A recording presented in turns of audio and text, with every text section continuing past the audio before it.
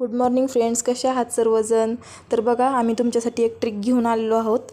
इकडं मी मस्त देवपूजा वगैरे केली. विरांश आणखीन झोपलेलाच होता, तोपर्यंत मी आपलं कामावरून घेत असते. इकडे चहा ठेवावा म्हटलं तर लगेच विरू उठून बसला. मग त्याच्याकडे जावं लागलं.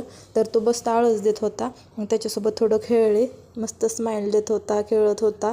तर बाहेर खूप थंडी आहे म्हणून त्याला मग मी काय केलं, टोपी घातली होती आणि बाहेर बसला होता. मस्त पाय वगैरे हलवत होता आणि खूप ॲक्टिंग करायला लागला आजकाल. लगेच खोकून दाखवत होता. म्हणलं खोक की लगेच खोकतोय आणि हसत होता मस्त.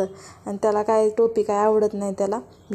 मी काय केलं, त्याला टोपी घातलेली होती तर लगेच तो लागला काढायला टोपी काय त्यानं ठेवलीच नाही शेवटपर्यंत. बघा, लगेच काढून फेकली. त्याला आणलं किचनमध्ये माझ्यासोबत. मग त्याने पाहिलं, मग देवदर्शन केलं. देव बघितलं, एकदम कळी खुलते त्याची.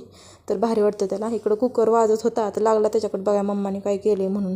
इकडं लगेचच चहा ठेवायचा होता. घेतली चहा गाळणी आणि लगेच लागला त्याच्याकडे बघायला. त्याचं लक्ष गेलं म्हणून मी म्हटलं बघावं तरी काय झालं, एवढं का बघतोय हा. तर चहा गाळणी खूपच काळी झाली होती बघा, तुम्ही बघू शकता. त्यात खूप अडकलं होतं. मग एक आठवली मला ट्रिक. मग मी गॅस पेटवला आणि धरली त्याच्यावरती गाळणी ती. मग काय लागा किती धुराळा होतोय बघा तुम्हीच आता पुढं समोर. त्याच्यात किती धूर निघतोय, तुम्ही पण बघत आहात. दिसतोय का बघा, तुम्हाला पण दिसत असेल.